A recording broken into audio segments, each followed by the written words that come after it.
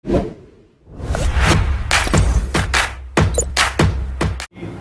वालेकुम, क्या हाल चाल है। उम्मीद करते हैं कि आप खैरियत से होंगे। मर्दवा कि आप हमेशा खुश रहें, हंसते और मुस्कुराते रहें और इसी तरह हमें अपना प्यार दिखाते रहें। बिल्कुल जी, मेरा नाम मुअज्जम अली, मैं हूं तारिक महमूद, मैं मोहम्मद यूसुफ। तो आज हम जिस वीडियो पर रिएक्ट करने जा रहे हैं, वीडियो का टाइटल है अनसॉल्व्ड मिस्ट्रीज ऑफ कैलाश पर्वत, मिथ और रियलिटी। तो कैलाश पर्वत जो कि देखा जाए तो हिंदू धर्म में बहुत इम्पोर्टेंस रखता है। तो इसके बारे में काफ़ी चीज़ें मैंने भी सुनी हैं कि बंदा अगर उधर जाता है तो उसकी एज बढ़ जाती है। तो देखते हैं वीडियो और अपना बयान कर देंगे। कौन करते हैं 3, 2, 1 video start.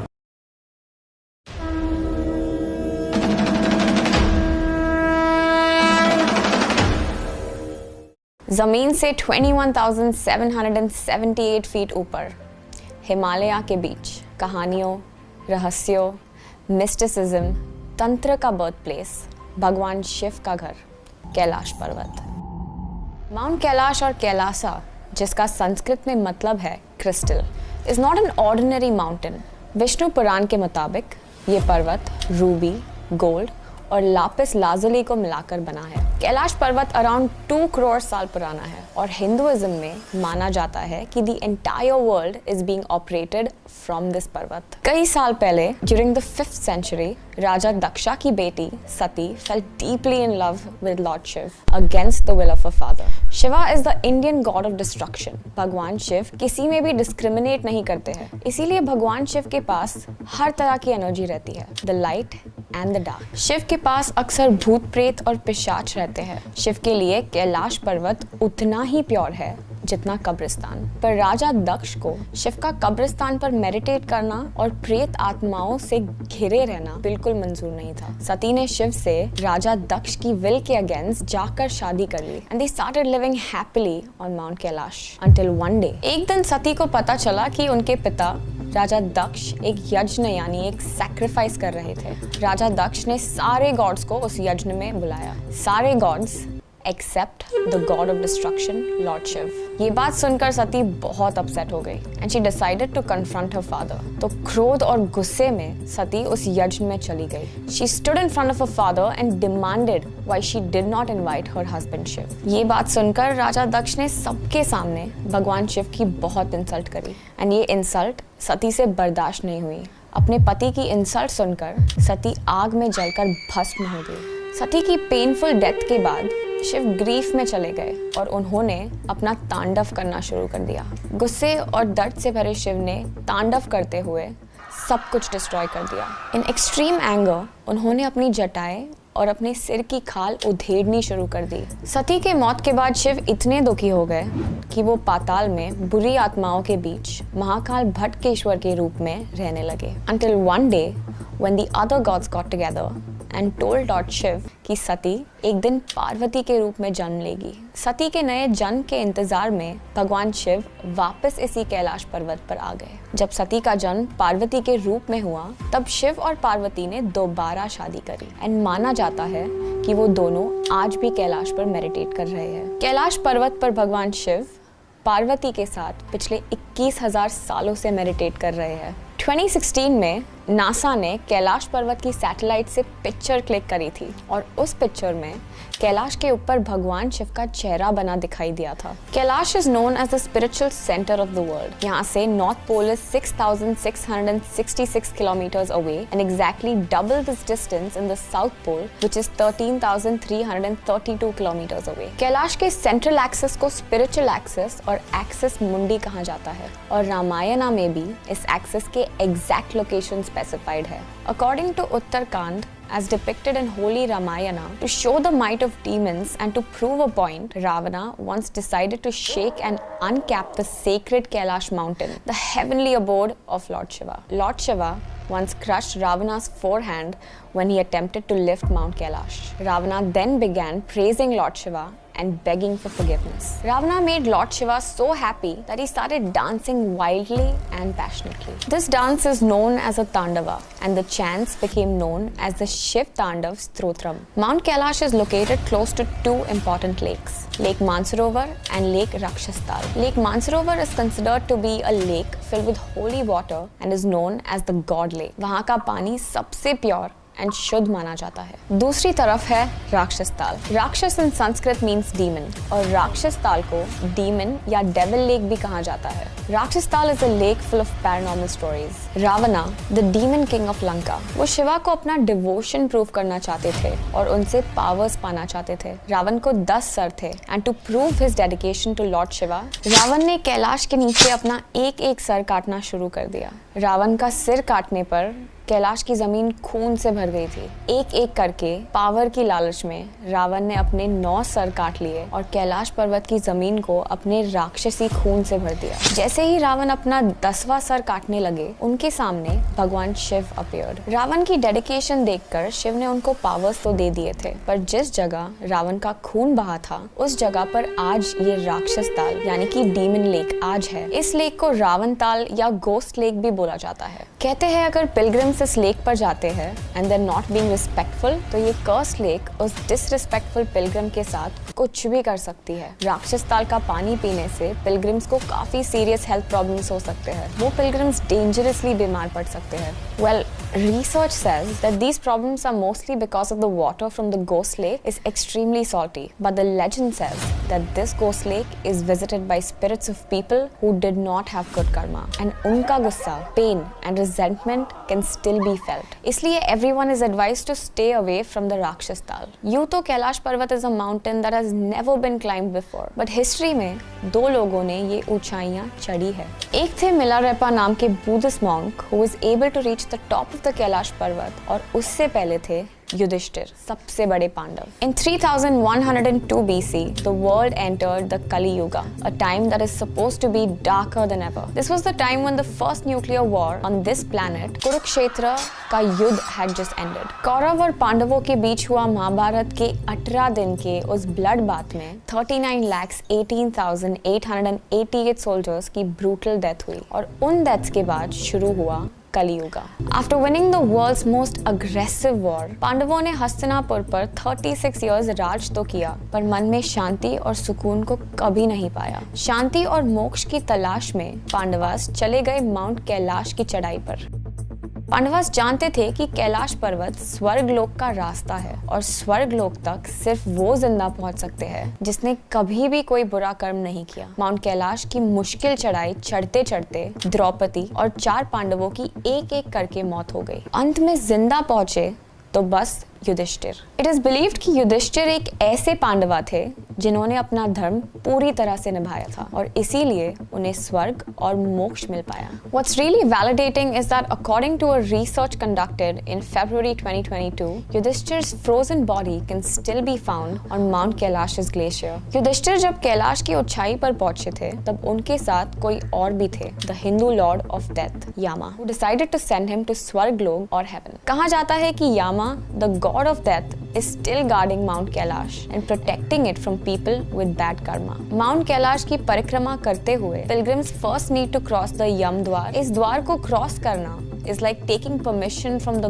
god of death and asking for his mercy. Yam Dwar is the gateway for making an entry into the heavenly abode of Lord Shiva. कहते हैं कि जब भी कोई पिलग्रिम यम द्वार को क्रॉस करता है, तब उस पिलग्रिम को पीछे मुड़कर द्वार को नहीं देखना चाहिए, क्योंकि उसको पार करना is similar to showing respect and gratitude to Lord Yama. And looking back at the door का मतलब है that the pilgrim is disrespecting Lord Yama and his presence. Looking back at the द्वार can bring extreme bad luck to the person. Such a person can face mishaps in life and during their यात्रा. कैलाश पर्वत ऐसी कहानियों से भरा हुआ एक जादुई पर्वत है। कैलाश को सिर्फ हिंदुइज्म में ही नहीं माना जाता, but in fact mount Kailash एक स्ट्रॉन्ग सिग्निफिकेंस रखता है बुद्धिज्म, जैनिज्म और बॉन्ड रिलीजन्स में भी। हर साल 20,000 लोग कैलाश मानसरोवर की यात्रा पर जाते हैं to attain spiritual peace and wisdom. Hindu pilgrims इस पर्वत की क्लॉकवाइज डायरेक्शन में परिक्रमा करते हैं, starting from the south face of the mountain. कहते हैं कि इंसान काफी बार जन्म लेते हैं एंड एक परिक्रमा अराउंड कैलाश पर्वत इज इक्विवेलेंट टू लिविंग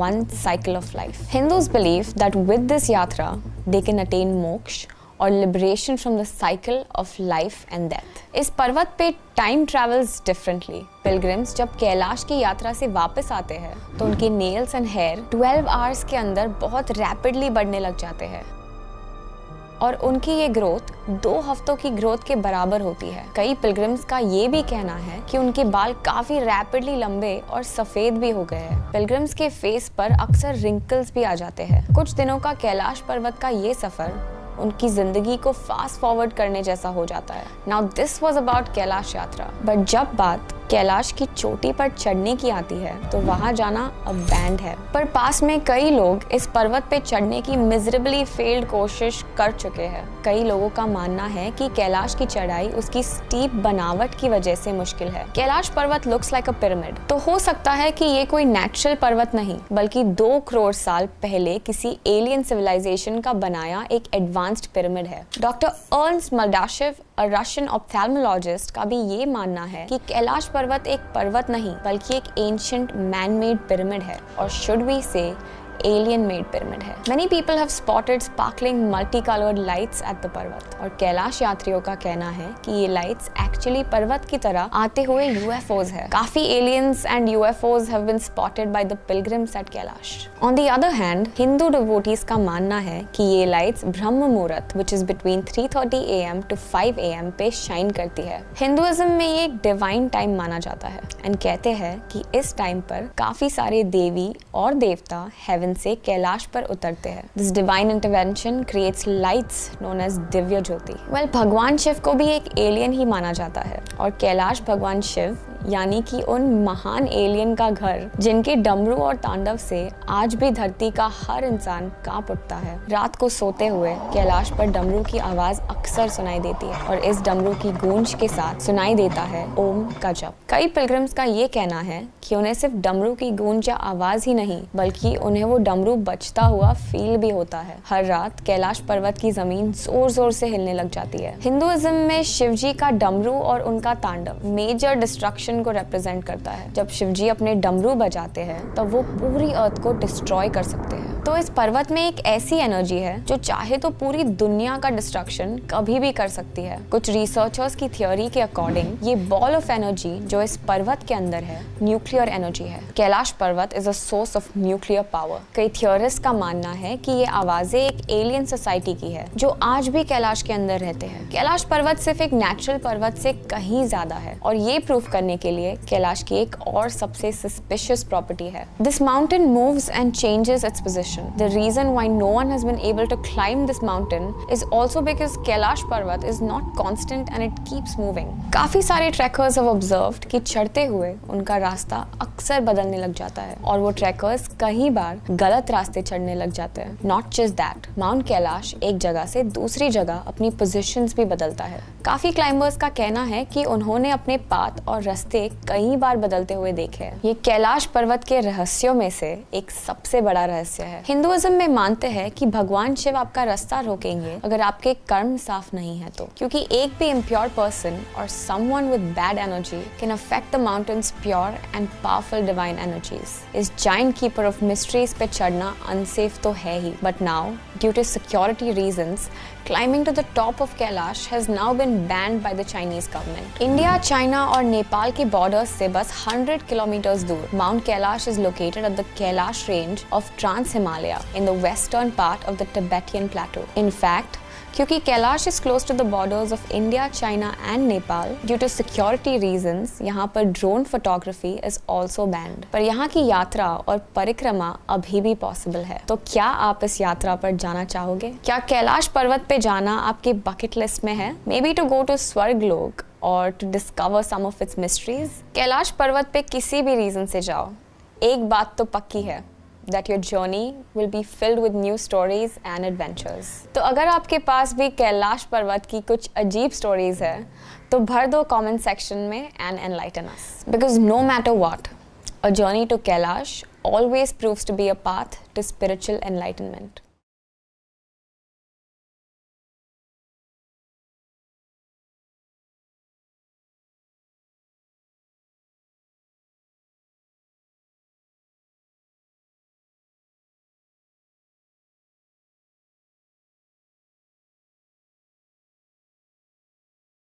चलन जी, वीडियो ख़त्म हो गई और आज भाई साहब हमने देखा कैलाश पर्वत की मिस्ट्री। तो बहुत सारी चीज़ें हुई हैं, मेरी भी काफ़ी लोगों से बातें होती रहती हैं तो वो अक्सर बताते रहते हैं।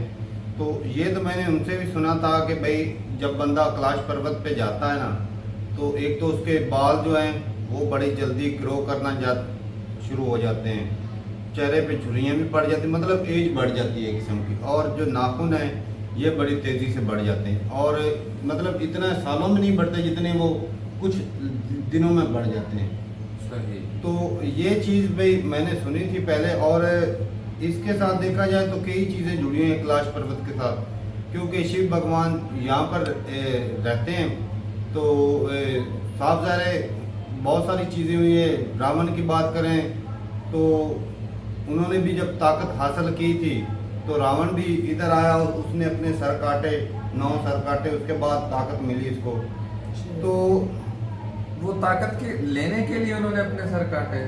साबधान है कोई भी बंदा भगवान को या ऊपर वाले को खुश करने के लिए अपनी कुछ ना कुछ या तो इबादत करता है, बहुत ज़्यादा इबादत करने के बाद मतलब ये कि अपना सारा कुछ वो भगवान के चरणों में रखना चाहता है ताकि भगवान उससे खुश हो जाए।